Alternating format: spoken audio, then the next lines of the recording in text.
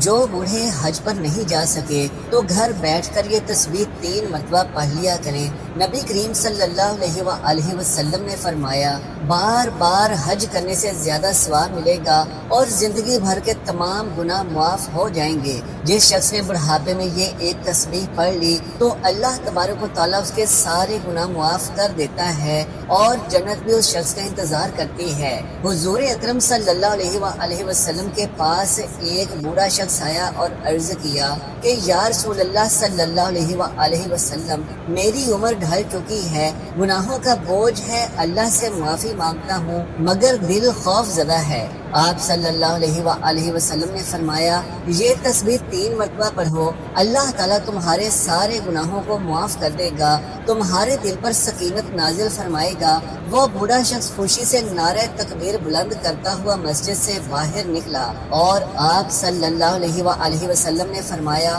اگر یہ تسبیح پڑھتا رہے تو یہ جنت میں داخل ہوگا۔ وہ بابرکت تسبیح یہ ہے، بسم اللہ الرحمن الرحیم۔ ناظرین کرام، نبی کریم صلی اللہ علیہ وآلہ وسلم حضرت جبرائیل علیہ السلام کے ساتھ ایک ایسے روحانی سفر پر روانہ ہوئے جو کہ نہ زمین کا تھا اور نہ آسمان کا۔ وہ ایک عالم نور تھا جہاں نہ وقت کا گزر تھا نہ فاصلوں کی حدیں۔ نبی کریم صلی اللہ علیہ وآلہ وسلم کے چہرہ انور سے اس نورانی جہاں میں ایسی روشنی پھیل رہی تھی کہ جس طرف نگاہ جاتی وہ منظر سجدے میں گر جاتا۔ جبرائیل علیہ السلام ہاتھ باندھے ادب سے آگے چل رہے تھے اور نبی کریم صلی اللہ علیہ وآلہ وسلم کے قدموں کے نشان ہر ذرے کو ایسا شرف عطا کر رہے تھے کہ گویا اس پر جنت واجب ہو چکی ہو۔ چلتے چلتے نبی کریم صلی اللہ علیہ وآلہ وسلم نے ایک عجیب منظر دیکھا کہ سامنے اونٹوں کی ایک طویل قطار کھڑی تھی اور ہر اونٹ کے اوپر ایک صندوق رکھا ہوا تھا اور ہر صندوق پر کفر لگا ہوا تھا۔ جبرائیل علیہ السلام نے عرض کیا کہ یا رسول اللہ صلی اللہ علیہ وآلہ وسلم، یہ وہ راز ہیں جو کہ قیامت تک بند رہیں گے، لیکن آپ کے حکم سے سب کچھ کھولا جا سکتا ہے۔ نبی کریم صلی اللہ علیہ وآلہ وسلم نے فرمایا کہ اے جبرائیل، ان صندوقوں کو کھولو تاکہ ہمیں ان کے اسرار دکھائے جائیں۔ حضرت جبرائیل علیہ السلام نے آسمان کی طرف دیکھا اور پھر عاجزی سے بسم اللہ الرحمن الرحیم پڑھ کر پہلے صندوق کو کھولا۔ صندوق کھلتے ہی روشنی کا ایک سیلاب باہر نکلا اور اس میں ہزاروں انڈے تھے۔ ہر انڈے کے اندر ایک چھوٹا سا ذرہ تھا اور ہر ذرے میں خشخاش کا ایک دانہ تھا۔ نبی کریم صلی اللہ علیہ وآلہ وسلم نے اس خشخاش کے دانے کو دیکھا تو فرمایا، سبحان اللہ، جبرائیل یہ کیا ہے؟ حضرت جبرائیل علیہ السلام نے عرض کیا، یا رسول اللہ صلی اللہ علیہ وآلہ وسلم، یہ کائنات کا وہ راز ہے جو انسان کی عقل سے بہت بلند ہے۔ جب انہوں نے اس خشخاش کے دانے کو کھولا تو اندر ایک جہاں آباد تھا۔ اس جہاں میں دریا بہہ رہے تھے، پرندے اڑ رہے تھے اور ایک عظیم مجمع لگا ہوا تھا جس میں علماء خطبہ دے رہے تھے اور وہ علماء اعلان کر رہے تھے کہ اے انسانوں، ان قریب ایک آخری نبی صلی اللہ علیہ وآلہ وسلم آنے والا ہے۔ وہ ایسا نبی ہوگا کہ جس کے آنے سے زمین کو زندگی ملے گی اور آسمان کو سلامتی۔ حضرت جبرائیل علیہ السلام نے ان علماء سے فرمایا، اے صاحبان علم، وہ نبی آ چکے ہیں اور یہ جو تمہارے سامنے کھڑے ہیں یہی وہ آخری نبی صلی اللہ علیہ وآلہ وسلم ہیں۔ سب علماء فوراً اپنی جگہ ایسے ادب کے ساتھ کھڑے ہو گئے اور ان کے چہروں پر نور کی چادر آ گئی۔ ان کی زبانوں سے بیک وقت ایک ہی جملہ نکلا، مرحبا یا حبیب صلی اللہ علیہ وآلہ وسلم۔ نبی کریم صلی اللہ علیہ وآلہ وسلم نے فرمایا، اے جبرائیل، یہ منظر تو ایسا ہے کہ دل کو کپ کپاہٹ ہو اور روح وجد میں آ جائے۔ حضرت جبرائیل علیہ السلام نے عرض کیا کہ یا رسول اللہ صلی اللہ علیہ وآلہ وسلم، یہ تو ایک صندوق کا راز ہے اور اس جیسے ہزاروں صندوق اور ہیں۔ ہر صندوق میں لاکھوں جہاں ہیں اور ہر جہاں میں آپ کی آمد کا ذکر ہو رہا ہے۔ آپ کی نبوت کی روشنی ان انڈوں کے اندر داخل ہو کر عالموں تک پہنچ چکی ہے۔ پھر پیارے آقا صلی اللہ علیہ وآلہ وسلم ایک اور صندوق کے قریب گئے جبرائیل علیہ السلام نے بسم اللہ پڑھی اور صندوق کھولا تو اندر ایک شہر تھا اور اس شہر کے در و دیوار پر لکھا ہوا تھا لا الہ الا اللہ محمد رسول اللہ۔ اس شہر کے ہر مکین کی پیشانی پر نور تھا اور سب ذکر کر رہے تھے۔ یہ منظر دیکھ کر نبی کریم صلی اللہ علیہ وآلہ وسلم کی آنکھوں میں آنسو آ گئے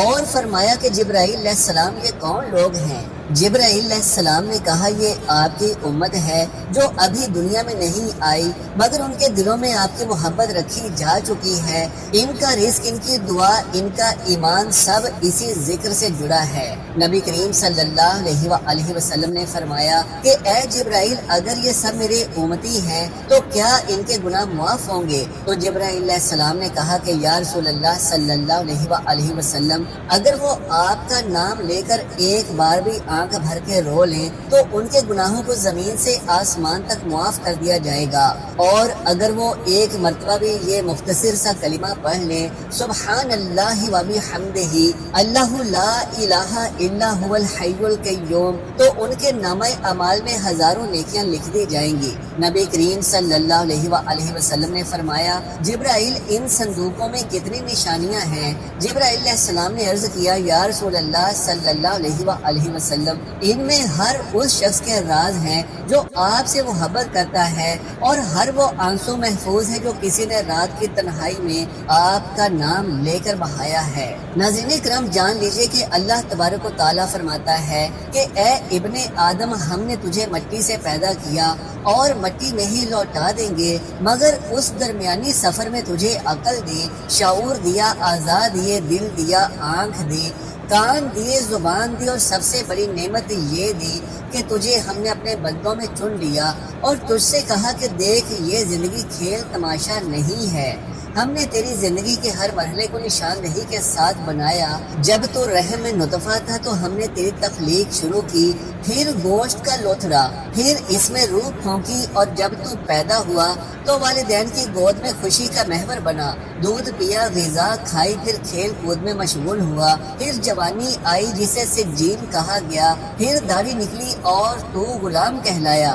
پھر مرحق ہوا، جب پورے جوش سے مرد بن گیا پھر شاب کہلایا، پھر رجل، پھر کہول، جب 30 سال کی عمر پار کی، پھر جب 40 کا ہوا تو شیخ کہلایا، پھر جب عمر ڈھلنے لگی، ہڈیاں کمزور ہوئیں، بینائی کمزور ہوئی تو ارذل عمر میں داخل ہوا، اور یہاں سے زندگی کا زوال شروع ہوا۔ حضرت انس رضی اللہ تعالیٰ عنہ سے مروی ہے کہ رسول اللہ صلی اللہ علیہ وآلہ وسلم نے ارشاد فرمایا کہ جن کی عمر اسلام میں 40 سال کو پہنچ جائے اللہ تعالیٰ اس کو 3 بڑی بیماریوں سے محفوظ فرماتا ہے، جنون، جزام اور برس۔ جب وہ 50 سال کو پہنچتا ہے تو اللہ اس پر حساب کو آسان فرما دیتا ہے، جب وہ 60 سال کا ہوتا ہے تو اللہ تعالیٰ اس کو اپنی طرف رجوع کرنے کی توفیق دیتا ہے، اور جب 70 سال کا ہو جاتا ہے تو آسمان والے اس سے محبت کرنے لگتے ہیں، اور جب وہ 90 سال کا ہو جاتا ہے تو اللہ تعالیٰ اس کے تمام پچھلے گناہ معاف فرما دیتا ہے۔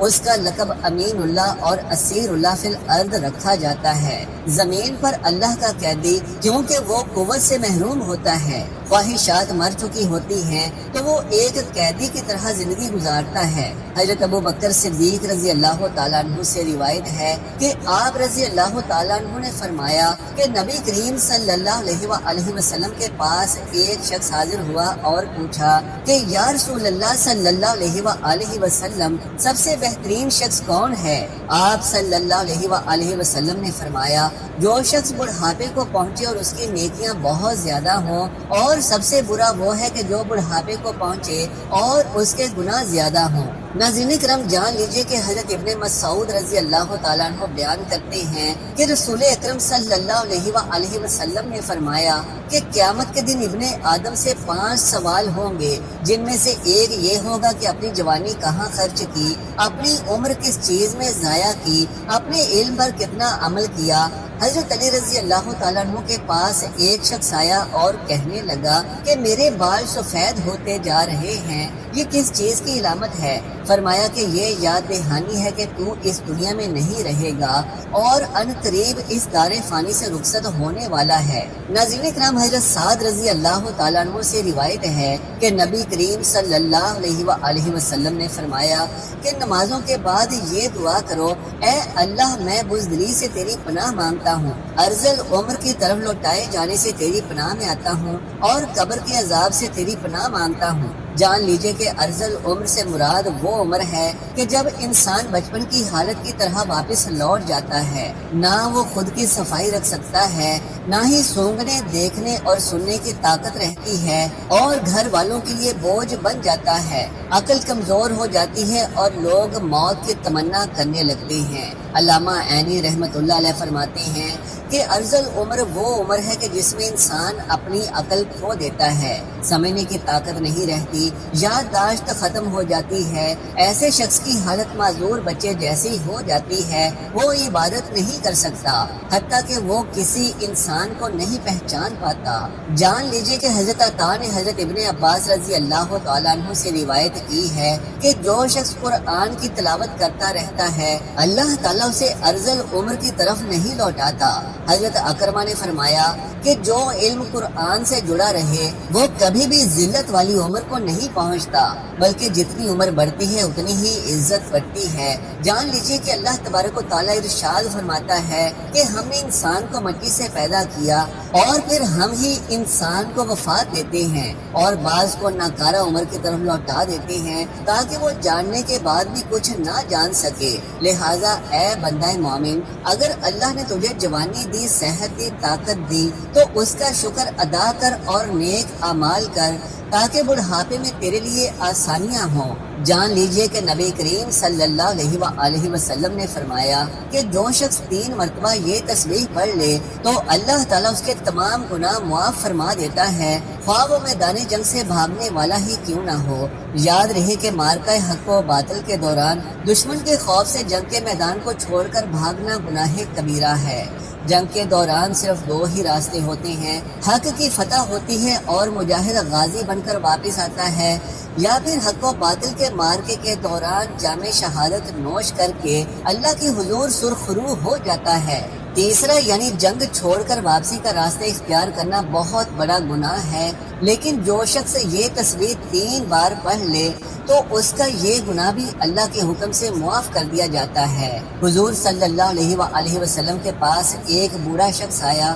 اور عرض کرنے لگا کہ یا رسول اللہ صلی اللہ علیہ وآلہ وسلم، میری عمر ڈھل چکی ہے، گناہوں کا بوجھ ہے، اللہ سے معافی مانگتا ہوں مگر دل خوف زدہ ہے۔ آپ صلی اللہ علیہ وآلہ وسلم نے فرمایا یہ تسبیح 3 مرتبہ پڑھ لو، اللہ تعالیٰ تمہارے سارے گناہوں کو بخش دے گا اور تمہارے دل پر سکینت نازل فرمائے گا۔ وہ بوڑھا شخص خوشی سے نعرہ تکبیر بلند کرتا ہوا مسجد سے باہر نکلا اور آپ صلی اللہ علیہ وآلہ وسلم نے فرمایا کہ اگر یہ تسبیح پڑھتا رہے تو جنت میں داخل ضرور ہوگا، کیونکہ یہ تسبیح تمام گناہوں کو ایسے گرا دیتی ہے کہ جیسے درخت سے پتے گرتے ہیں۔ حضور صلی اللہ علیہ وآلہ وسلم نے فرمایا کہ یہ تسبیح زبان پر ہلکی اور میزان پر بھاری ہے اور اللہ تبارک و تعالیٰ کو بہت زیادہ محبوب ہے۔ اگر انسان کے گناہ زمین سے آسمان کے درمیان پھیلے ہوئے ہیں اور زمین سے لے کر آسمان تک کا پورا علاقہ انسان کے گناہوں سے بھرا ہوا ہے، یا پھر انسان کے گناہ اس دنیا میں موجود تمام ریگستانوں کی ریت کے ذرات کے برابر ہو چکے ہوں، یا پھر انسان کے گناہ تیز طوفانی بارش کے اندر برسنے والے قطروں سے بھی زیادہ ہوں، تب بھی اللہ سبحانہ و تعالیٰ کی ذات رحیم و کریم اس کے تمام گناہوں کو اس طرح ختم کر دیتی ہے جس طرح وہ آج ہی ماں کے پیٹ سے پیدا ہوا ہو۔ الغرض انسان گناہوں سے مکمل طور پر پاک و صاف ہو جاتا ہے۔ وہ تسبیح یہ ہے، سبحان اللہ و بحمدہ سبحان اللہ العظیم۔ ناظرین کرام، جان لیجیے کہ جو شخص ان بابرکت کلمات کے ساتھ استغفر اللہ کو بھی شامل کر لے گا تو اللہ تبارک و تعالیٰ اس کے دل کو نور سے بھر دے گا، قبر کو وسعت دیتا ہے اور اس پر جنت کے دروازے کھول دیتا ہے۔ ناظرین کرام، حضرت عبداللہ ابن عباس رضی اللہ تعالیٰ عنہ بیان کرتے ہیں کہ نبی کریم صلی اللہ علیہ وآلہ وسلم نے ارشاد فرمایا کہ جو بندہ ان کلمات کو صبح و شام 3 مرتبہ پڑھتا رہے تو اللہ تعالیٰ اس سے راضی ہو جاتا ہے، اگرچہ اس کے گناہ زمین سے آسمان تک لبریز ہی کیوں نہ ہو۔ ایک اور مقام پر نبی کریم صلی اللہ علیہ وآلہ وسلم نے فرمایا کہ جو شخص ہر روز رات کو بستر پر لیٹ کر یہ دعا 3 بار پڑھ لے گا تو اس کے سابقہ تمام گناہوں کو مٹا دیا جائے گا، اگرچہ وہ جنگ کے میدان سے ہی بھاگا ہوا ہو۔ وہ تسبیح یہ ہے: استغفر اللہ الذی لا الہ الا هو الحی القیوم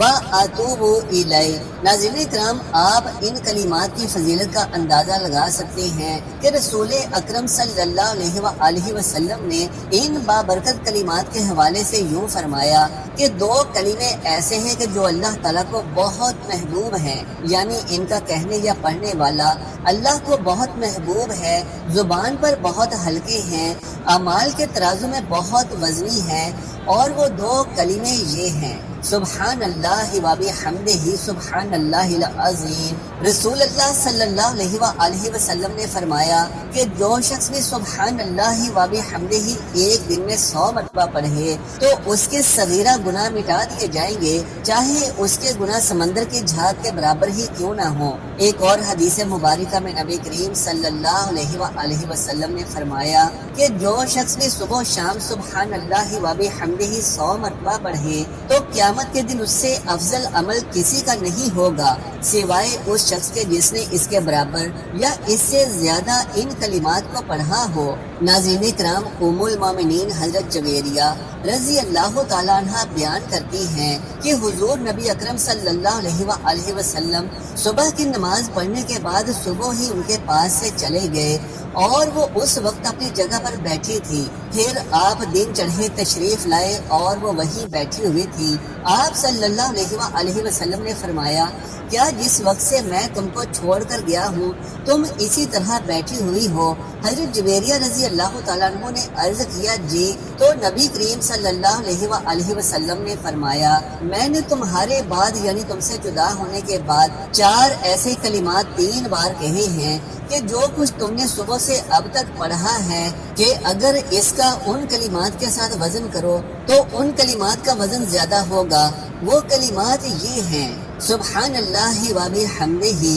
عدد خلقہ و رضا نفسہ و زینت عرشہ و مداد کلماتہ۔ اللہ کی حمد اور تسبیح ہے اس کی مخلوق کے عدد، اس کی رضا اس کے عرش کے وزن اور اس کے کلمات کی سیاہی کے برابر۔ جان لیجئے کہ ایک اور حدیث میں ہے کہ رسول اللہ صلی اللہ علیہ وآلہ وسلم نے ایک دن صحابہ کرام رضوان اللہ علیہم اجمعین سے فرمایا کہ سبحان اللہ و بحمدہ 100 مرتبہ پڑھو، جس نے اسے 1 مرتبہ پڑھا اس کے لیے 10 نیکیاں لکھی جائیں گی، اور جس نے اسے 10 مرتبہ پڑھا اس کے لیے 100 نیکیاں لکھی جائیں گی، اور جس نے اسے 100 مرتبہ پڑھا اس کے لیے 1000 نیکیاں لکھی جائیں گی، اور جو زیادہ پڑھے گا تو اللہ رب العزت بھی اسے زیادہ عطا کریں گے، اور جو اللہ رب العزت سے بخشش طلب کرے گا تو اللہ رب العزت اسے بخش دیں گے۔ ماشاء اللہ، سبحان اللہ، الحمدللہ۔ ناظرین کرام، آپ یہاں سے اس بات کا اندازہ لگا سکتے ہیں کہ اس کلمے کی کتنی طاقت ہے، اس چھوٹے سے کلمے کی کتنی برکت ہے جو کہ متعدد حدیثوں میں بیان کی گئی ہے۔ جان لیجئے کہ جو بھی شخص ان بابرکت کلمات کو پڑھے گا تو اللہ تبارک و تعالیٰ اس کے تمام گناہوں کو معاف کر دے گا اور اس پر اپنی رحمت نازل فرمائے گا۔ اسی لیے ہمیں چاہیے کہ روزانہ زیادہ سے زیادہ ان کلمات کو پڑھا کریں تاکہ اللہ تبارک و تعالیٰ ہمارے پچھلے تمام گناہوں کو معاف کر دے اور ہمارے رزق میں برکتیں اور رحمتیں عطا فرمائے۔ اللہ تبارک و تعالیٰ سے دعا ہے کہ نیکی کی بات کو سننے سمجھنے اور اس پر عمل کرنے کی طاقت و توفیق مرحمت فرمائے۔ میرا سنانا اور آپ کا سننا قبول و منظور فرمائے، آمین یا رب العالمین۔ ناظرین کرام، آخر میں آپ سے درخواست ہے کہ میری آج کی اس معلوماتی ویڈیو کو لائک اور شیئر کر دیجئے اور ہمارے اسلامی و اصلاحی چینل کو سبسکرائب کر لیجئے۔ جزاک اللہ خیرا کثیرا۔ اللہ ہم سب کا حامی و ناصر ہو۔